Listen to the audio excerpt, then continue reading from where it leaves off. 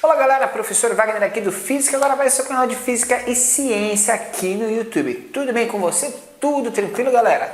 Hoje a gente vai falar um pouquinho, gente, sobre alguns conceitos que a gente tem visualizado e visto na ciência do nosso dia a dia, né? Então hoje a gente traz um quadro para você sobre notícias científicas, o que foi referência em ciência essa semana, beleza? A gente está utilizando aqui, galera, como referência para a gente poder buscar essas notícias para vocês, o Google, certo? Fazendo uma busca limpa aí do que foi notícia em ciência nesta semana, beleza? Então no Correio Brasiliense saiu uma notícia muito bacana, que é uma notícia que talvez seja um pouquinho engraçada, mas é uma notícia legal. Olha só, cientistas concluem que cérebro humano cresceu de forma lenta e consistente. Galera, após analisar 94 crânios, cientistas dos Estados Unidos concluem que, ao longo de 3 milhões de anos, o órgão cresceu de forma lenta e consistente. A pesquisa se contrapõe a teorias que atribuem o fenômeno de episódios específicos, como por exemplo a descoberta do fogo, certo? Gente, muito legal isso daí, né? Acreditava-se, sério, vou dar uma lida aqui para você, falando assim, ó. Na jornada longa e evolutiva da humanidade, um evento impopular foi fundamental para fazer com que o ancestral do Homo sapiens pudessem ou pulassem do galho e construíssem aí uma história própria, certo? Então a gente deixou de ser ali, entre aspas, macaco e passou a ser isso que a gente chama de ser humano, que a gente chama de evolução, certo? Diferente da escrita pelos demais primatas. Trata-se então do tamanho do nosso cérebro, que cresceu até atingir o volume atual, 3 vezes maior que a de um chimpanzé, certo? Gente, os parentes mais próximos, né, que a gente tem aí em relação a nós. Olha que interessante, só que os pesquisadores da Universidade de Chicago, nos Estados Unidos, perceberam que esse crescimento, esse desenvolvimento foi assim de forma bem lenta e consistente, o que permitiu construções neurais muito bem estabelecidas, promovendo então uma construção cerebral extremamente eficiente, beleza? Então nós que somos seres humanos, seres de certa forma inteligentes, né? Bom, nem todos, né?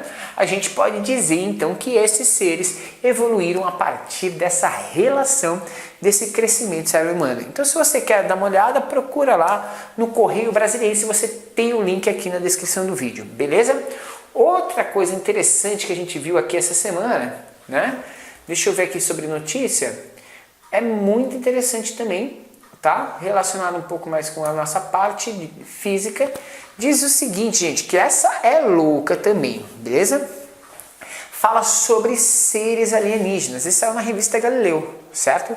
Alienígenas podem nos hackear a qualquer momento. Isso é um alerta muito interessante dos astrofísicos, que dizem o seguinte, ó, tô lendo aqui contigo, beleza? Ele diz o seguinte, o texto: captar um sinal de rádio vindo das estrelas, emitido por uma civilização extraterrestre avançada, já seria um choque gigantesco, né? O bastante para a humanidade. Carl Sagan mostrou isso muito bem em seu romance chamado O Contato, certo? Mas e se decifrássemos tal mensagem dos alienígenas com os seguintes dizeres: faremos com que o seu Sol exploda em uma supernova amanhã. Gente, com uma notícia como essa, ok? Com certeza a gente criaria um pânico em massa em nossa sociedade. E esse caos em pânico da nossa sociedade provocaria a autodestruição da humanidade. Olha como que o envio de uma mensagem, ok, poderia fazer com que a própria humanidade se autodestruísse, certo? Então, é muito importante que, embora a gente esteja procurando sinais alienígenas, né, extraterrestres, que a gente tente se comunicar o tempo todo, esperando aí incansavelmente uma resposta dos sinais emitidos, isso pode ser extremamente perigoso, certo? E isso faria com que a gente ficasse na mão desses seres alienígenas. Então, é algo que é para se pensar, né? O quanto que essas mensagens podem ser benéficas ou maléficas para a gente, beleza? Gente, outra notícia muito interessante é em relação a uma nova bateria que pode ser carregada em apenas 30 segundos. Isso fala sobre inovação tecnológica. Uma outra notícia que a gente captou aqui da revista Exame, que surgiu essa semana, falando um pouquinho aí sobre física, sobre ciência, sobre engenharia de softwares e tecnologia microeletrônica. Gente, os cientistas sul-coreanos criaram uma bateria muito melhor, né, que utiliza toda aquela energia, né, de lítio. Só que, gente, a eficiência desse sistema, ok, está relacionada ao seguinte: a gente vai utilizar a mesma bateria, ok, com íons em soluções de lítio, mas a grande sacada agora é que essas baterias são muito mais seguras e são recarregáveis muito mais rápidos. Por quê?